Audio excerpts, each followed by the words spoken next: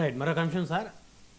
Supreme chief justice విష్ణుమూర్తిపై చేసినటువంటి కామెంట్స్కి క్షమాపణ చెప్పాలి అంటూ ఆర్నబ్ గోస్వామి పెద్ద ఎత్తున ఆయన డిమాండ్ చేశారు. సో దాని మీద ఇప్పుడు దేశవ్యాప్తంగా కూడా చర్చ నడుస్తూ ఉంది. సో మీ కామెంట్స్ ఏంటి? ఎస్ అండి, Arnab Goswami Republican TV managing director and chief editor కూడా. ఆయన ఒక దారుణమైన కామెంట్ చేశారు. ఇట్స్ ఎ టెరిబుల్ కామెంట్స్ అనమాట. దారుణమని నేను ఎందుకు అంటానంటే, ఆయన ఒక రైట్ వింగ్ జర్నలిస్ట్. ఒక జర్నలిస్ట్ అంటే ఎప్పుడూ కూడా అంటే ఇంపార్షియల్గా పనిచేయడమే ఒక జర్నలిస్ట్ ఐడియాలజీ యొక్క ముఖ్య లక్షణం అయి ఉండాలి.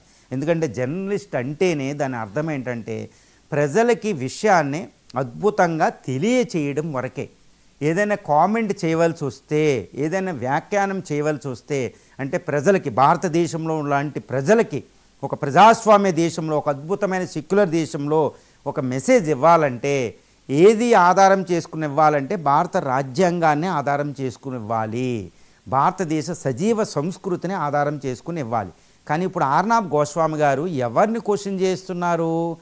భారత న్యాయ వ్యవస్థకి ప్రతిబింబం, ప్రతిరూపం, an epitome of the Indian judicial system. B R Gavai chief జస్టిస్ని క్షమాపణ చెప్పమని అడుగుతున్నారు. దేని మీద? ఆయన చీఫ్ జస్టిస్గా బెంచ్లో కూర్చున్నప్పుడు ఖజురహో అనే ఒక టెంపుల్, ఏదో యునెస్కో హెరిటేజ్ సైట్లో ఒక విష్ణు ఆలయంలో విష్ణువు విగ్రహం దెబ్బతింది. ఆ విష్ణు విగ్రహాన్ని ఇంకోటి రిప్లేస్ చేయాలని ఈయన చెప్పుదాడికి ప్రయత్నించిన 72 సంవత్సరాల అడ్వకేటు అడిగినప్పుడు బిఆర్ గవాయ్ గారు ఒక వ్యాఖ్యానం చేశారు. ఏమని? ఎందుకంటే పిఐఎల్ అన్నట్టు ఉంటుంది, పబ్లిక్ ఇంట్రెస్ట్ లిటిగేషన్, ప్రజా ప్రయోజక వ్యాజ్యం అన్నట్టు ఉంటుందండి పిఐఎల్ అని. అది వెయ్యాలి అంటే సుప్రీంకోర్టులో కొన్ని నిబంధనలు ఉంటాయి. అన్నింటినీ స్వీకరించరు, ఎందుకంటే అది అంత ఈజీ కాదు. పబ్లిక్ ఇంట్రెస్ట్ లిటిగేషన్ పర్పస్ వేరండి. 1970లో వచ్చింది. అది ప్రపంచంలో అతి శక్తివంతమైన వెపన్ ప్రజల చేతిలో.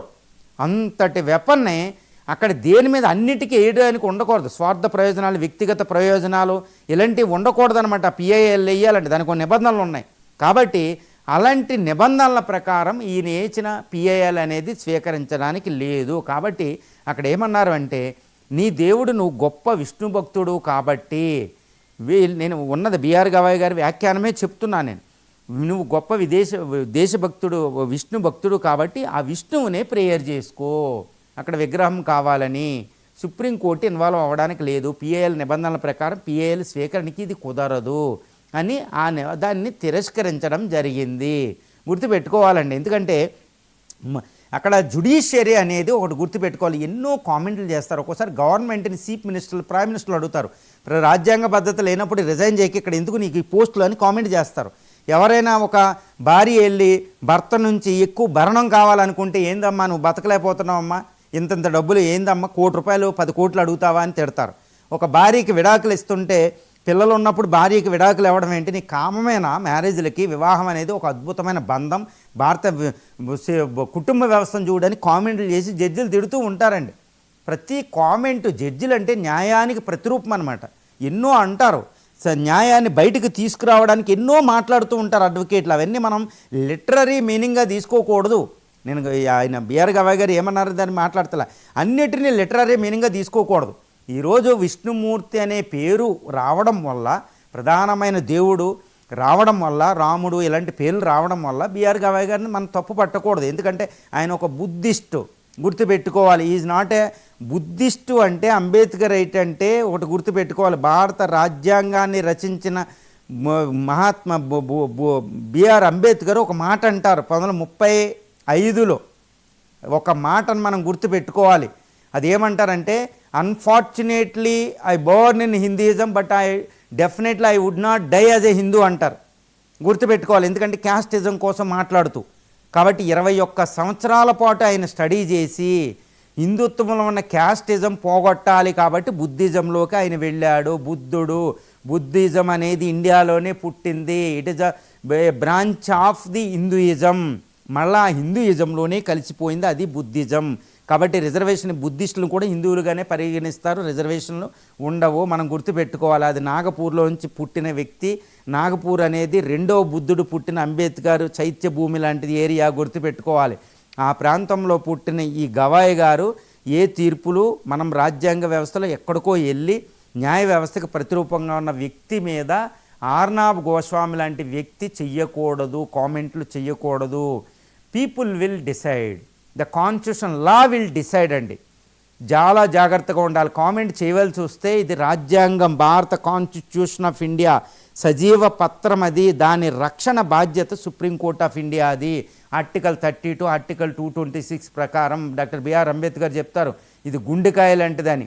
చాలా జాగ్రత్తగా మాట్లాడాలి. సజీవ సంస్కృతి, భారతదేశంలో మతం ప్రధానం కాదు, భారతదేశానికి రాజ్యాంగం ప్రధానం. ఒక సెక్యులర్ అనేది గుర్తుపెట్టుకోవాలి. భారతదేశం ఈరోజు సజీవ సంస్కృతిగా ఉందంటే 1893 సెప్టెంబర్ 17వ తారీఖున 22 సంవత్సరాల వయసు గల వివేకానంద స్వామి ఒక మాట మాట్లాడతారనమాట. India will be always there, దీన్ని ఎవ్వరూ నాశనం చేయలేదని 1893లో మాట్లాడతారు ఆయన. ఒక భారతదేశం బ్రిటిష్ పాలనలో వాళ్ళ పదఘట్టనల కింద నలిగిపోయే సందర్భంలో భారతీయులు కూడా మేము భారతదేశం అని చెప్పుకోలేని విధంగా ఉన్న పరిస్థితిలో 1893లోనే భారతదేశం శాశ్వతం అని, భారతదేశ గ్లోరీని, ఆయన ఘనకీర్తిని చికాగోలో చాటుతారు. ఆ సమయంలో ఆయన ఒకే ఒక పదం ఒకటి ఉంటుందండి. ఆ పదాన్నే డాక్టర్ సర్వేపల్లి రాధాకృష్ణ గారు, ఇండియన్ రెండవ రాష్ట్రపతి గారు, ఉపరాష్ట్రపతి, మనం టీచర్స్ డే జరుపుకుంటున్నాం సెప్టెంబర్ 5వ తారీఖున. సర్వేపల్లి రాధాకృష్ణ గారు వివేకానంద మాట్లాడిన ఒక్క పదాన్ని, భారత సంస్కృతిని, భారతదేశ గొప్పని ఒక్క పదంలో వివరించిన వివేకానంద పదాన్ని వివరిస్తేనే ఈరోజు హిందూ వ్యూ ఆఫ్ లైఫ్, గొప్ప గొప్ప ఫిలాసఫీ, ఇండియన్ ఫిలాసాఫికల్ బుక్స్ వచ్చినాయి రాధాకృష్ణన్ గారికి, గుర్తుపెట్టుకోవాలి. సరే మరి ఏమన్నారు అంటే ఆర్నాబ్ గోస్వామి గారు ఇవన్నీ పరిశీలించాలి. ఒక మాట మాట్లాడేటప్పుడు భారతదేశం వ్యక్తులు కాదండి, ఇది ఒక వ్యవస్థ. వ్యక్తులు శాశ్వతం కాదు భారతదేశంలో. శ్రీరామచంద్రుడు అంటాడు రామాయణంలో, వ్యక్తులు శాశ్వతం కాదు. ఎందుకంటే తన గురువు వశిష్ఠుని భార్య అరుంధతి వచ్చి రాముణ్ణి ప్రశ్నిస్తుంది సింహాసనం మీద, నువ్వు కూర్చో లెక్కని. ఎందుకంటే గురు పత్ని ఆవిడ ఒక 10 సంవత్సరాల పాటు పోషిస్తేనే, అన్నం పెడితేనే రాముడు విద్యలు నేర్చుకున్నాడు. వశిష్ఠుని భార్య అరుంధతి వచ్చి ప్రశ్నిస్తుంది, నువ్వు చేతను అడవికి ఎందుకు పంపావని. అప్పుడు రాముడు సమాధానం మనం వినాలి, లేకపోతే ఈరోజు రామాయణం చదువుకోం. ఏమంటాడంటే రాముడు, అమ్మ నాకు ఆఫ్ లైఫ్ సీత, ఆ సీతను నేను ఎందుకు పంపాను అంటేనమ్మా ఈ వ్యవస్థ ప్రధానం.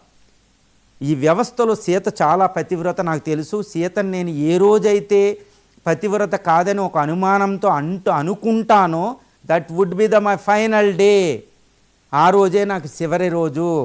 అలాంటి సీతను నేను ఎందుకు పంపుతానంటే ఈ వ్యవస్థ, ఈ రాజకీయ వ్యవస్థ, ఈ ధర్మ వ్యవస్థ, ఈ భారత వ్యవస్థ అనేది ప్రధానం. దీని ముందు రాముడు ఎంత, సీత ఎంత. మనం త్యాగం చేయడానికి వచ్చాం. కాబట్టి వ్యక్తిత్వం ప్రధానం కాదు, వ్యక్తులు ప్రధానం కాదు, వ్యవస్థ ప్రధానం. కాబట్టి వ్యవస్థని ఎప్పుడూ కూడా ఒక మాట అనేటప్పుడు చాలా జాగ్రత్తగా వ్యవహరించాలి. Arnab Goswami is an intellectual. Of course I may not consider, ఎందుకంటే వ్యవస్థ ఎంత ఇంపార్టెంట్. ఈరోజు నీ జీవితకాలంలో ఏం జరుగుతుందనేది ఇంపార్టెంట్ కాదు. మన తల్లిదండ్రులు ఒక పిల్లోడిని కొడతారు, అరే తండ్రి పిల్లోడిని కొట్టాడు అనేది ఆ క్షణంలో తప్పే పిల్లవాడికి. కానీ భవిష్యత్తులో ఆ తండ్రి అంతమైపోయిన తర్వాత ఆ తండ్రి జ్ఞప్తికి వచ్చినప్పుడు ఆ పిల్లోడు కళ్ళల్లో నీళ్లు తిరిగితే అనమాట, అబ్బా నన్ను కొట్టాడు కదా, అందుకే కదా నా భవిష్యత్తులో ఉన్నాను. ఒక వ్యవస్థలో కీలక పాత్ర పోషించే వ్యక్తులు ఒక తల్లిదండ్రులుగా భవిష్యత్తు సుఖాన్ని ఆలోచించాలి, కానీ ఇప్పుడు కాదు. అప్పుడు రాముడు అద్భుతంగా ఆలోచించాడు కాబట్టి సీతను త్యాగం చేసుకుని, తనకు తాను త్యాగం చేసుకుని, లక్ష్మణుని త్యాగం చేసుకుని ఉన్నాడు కాబట్టి వాల్మీకి చరిత్ర రాస్తే రామాయణం వచ్చింది. ఆ రామాయణం మీద ఇండియన్ డిఎన్ఏ వస్తుంది. ఒక వ్యవస్థ ఎలా ఉండాలి, వ్యవస్థ మీద కామెంట్ చేసేటప్పుడు ఎంత జాగ్రత్త కామెంట్ చేయాలి, ఆ వ్యవస్థను రక్షించుకునేటప్పుడు మనం ఎలా ఉండాలి, ఇది జర్నలిస్టుల యొక్క ప్రధాన లక్షణాన్ని అయి ఉండాలి. ఈరోజు చాలామంది ప్రొఫెసర్లు, డాక్టర్లుగా చాలామంది ఉన్నారండి, కానీ ప్రజలకు ఉపయోగపడే వస్తువు మీద, ప్రజలకు ఉపయోగపడే విషయాల మీద చాలామంది మాట్లాడతలేదు. అందుకనే మేధావుల సైలెన్స్ అనేది ప్రమాదం, అత్యంత ప్రమాదం. శ్రీకృష్ణుడు చెప్తాడు, ద్రౌపది వస్త్రాభరణం జరిగేటప్పుడు మేధావులుగా శక్తివంతులుగా ఉన్న కర్ణుడు, ద్రోణుడు, భీష్ముడు సావవలసిందే అంటాడు కృష్ణుడు. నిజంగా చేస్తారు వాళ్ళు. ఎందుకంటే ఆ రోజు సైలెన్స్ అనేది మహాభారత యుద్ధానికి చూసారా, మేధావులు సైలెంట్ ఎంతటి కురుక్షేత్ర యుద్ధానికి దారి తీసిందో. గాంధారితో అంటాడు, నేను కాదమ్మా తప్పించేవాడిని, ఆ రోజు ఆ క్షణంలో నువ్వు కూడా ఉన్నావు, నీ భర్త ఉన్నారు ధృతరాష్ట్రుడు, వాళ్ళు ఎందుకు చేయలే, కారకులు ఎవరు. చూసారా, ఇలా చూడాలి. మేధావులు ఎప్పుడూ కూడా సైలెంట్గా ఉండకూడదు. ఈరోజు ఇండియాలో లోపించింది ఇదే, మేధావులు సైలెంట్గా ఉండకూడదు. భారత సజీవ సంస్కృతి, భారత అద్భుతమైన వ్యవస్థ, భారత రాజ్యాంగంలో అది చొప్పించబడింది డాక్టర్ బిఆర్ అంబేద్కర్ వల్ల. ఈరోజు డాక్టర్ బిఆర్ అంబేద్కర్ గుర్తుపెట్టుకోవాలి, ఆయన వ్యక్తిత్వం వేరు. ఆయన క్యాస్టిజానికి ఆయన చాలా చాలా భయంకరంగా దోపిడీకి గురి అయిపోయిన ఒక క్యాస్ట్లోంచి పుట్టిన మహారాష్ట్ర వ్యక్తి ఈరోజు రాజ్యాంగం రాసేటప్పుడు భారతదేశం ఆయనకి ప్రధానమైంది. పాకిస్తాన్ విషయం మీద అన్నిటి మీద ఆయన మాట్లాడినప్పుడు మనకు తెలుస్తుంది.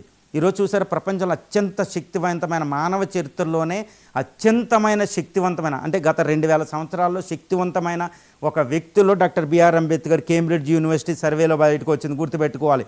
కొలంబియా యూనివర్సిటీ మండపం మీద డాక్టర్ బిఆర్ అంబేద్కర్ పేరు ఉంటుంది. కానీ భారతదేశంలో ఎంతమంది ఆయన చూస్తారండి? ఓ మోడర్న్ మనువుగా, ఒక అద్భుతమైన వ్యక్తిగా ఎలా చూస్తారు? భారత రాజ్యాంగ వ్యవస్థకి నిబద్ధంగా జర్నలిస్టులు పనిచేయాలి. భారత సజీవ సంస్కృతిని ప్రాతిపదికగా చేసుకుని మాట్లాడాలి. ఈరోజు ఆర్నాబ్ గోస్వామి కొన్ని కోట్ల మంది ఆయన ఫాలోవర్స్ ఉన్నారు. అలాంటి వ్యక్తి వ్యవస్థ కోసం మాట్లాడేటప్పుడు భవిష్యత్తుని, మన ఫాస్ట్ని, అద్భుతమైన సంస్కృతిని విస్మరించి మాట్లాడడం, వ్యక్తిగత ప్రయోజనాలకి మాట్లాడడం, అదేవిధంగా చాలామంది ప్రొఫెసర్లు, డాక్టర్లు కొన్ని విషయాల మీద సైలెంట్గా ఉండడం భారతదేశానికి మంచిది కాదు. India is at the crossroads అండి. We are going to become the super power. Doctor Narendra Modi గారి మాటలో చెప్పాలంటే భారతదేశం వికసిత భారత పునరుజ్జీవనం. చాలాసార్లు వింటున్నాం, no one can stop India. Nirmala Sitharaman అందరూ మాట్లాడుతున్నారు, ఇండియాని ఎవ్వరూ స్టాప్ చేయలేరు, ట్రంప్ కాదు కదా ఎవరు. మనం అద్భుతంగా ఎదిగిపోతున్నాం, కానీ ఆర్థికంగా ఎదగడం ముఖ్యం కాదు. ఇప్పుడు విశ్వగురు అని నరేంద్ర మోడీ గారు మాట్లాడతారు, నేను ఆ పదానికి నేను సమర్థిస్తానండి. విశ్వగురు, the teacher of the world అంటలేదని, విశ్వగురు. భారతదేశం దేనికి విశ్వగురు అండి? శాంతికి, ప్రపంచ శాంతికి విశ్వగురు. అసతోమయ సద్గమయ. చూసారా ఎంత అద్భుతమైన పద్యాలు ఉంటాయి. మనం ఈరోజు శాంతిని బోధిస్తున్నాం. ఈ శాంతిని బోధించడానికి, అంటే ప్రపంచ శాంతికి, ఆర్థికంగా మిలిటరీ పరంగా ఇండియా ఎప్పుడు కూడా ప్రపంచాన్ని ఏలలేదు. శాంతి అనే ఒక అద్భుతమైన ఖడ్గంతో ప్రపంచాన్ని జయించింది, నాలెడ్జ్ అనే ఖడ్గంతో. అరిస్టాటిల్ మాటల్లో, మావో జడాంగ్ మాటల్లో, కార్ల్ మార్క్స్ మాటల్లో, మ్యాక్స్ ముల్లర్ మాటల్లో, సర్వేపల్లి రాధాకృష్ణ, తర్వాత వివేకానంద బుక్కులు మనం ఎప్పుడప్పుడు చదివితే తెలుస్తుంది. వ్యవస్థ ప్రధానం. ఈ వ్యవస్థ కోసం మాట్లాడేటప్పుడు జర్నలిస్టులు అందరూ, ప్రొఫెసర్లు, ద సో కాల్డ్ ఇంటలెక్చువల్స్ అందరూ సైలెంట్గా ఉండకూడదు, నిష్పక్షపాతంగా మాట్లాడాలి. మీరు రైట్ వింగా, లెఫ్ట్ వింగా, ఏ వింగ్ అనేది ఇంపార్టెంట్ కాదు. భారతదేశానికి రాజ్యాంగం, సజీవ సంస్కృతి ప్రామాణికంగా ఉండాలి. అది మనం గుర్తుంచుకోవాలి, ఎస్పెషల్ ఆర్నాబ్ గోస్వామి లాంటి వాళ్ళు. మరొక కీలకమైన అంశం సార్, భారతదేశంలో 140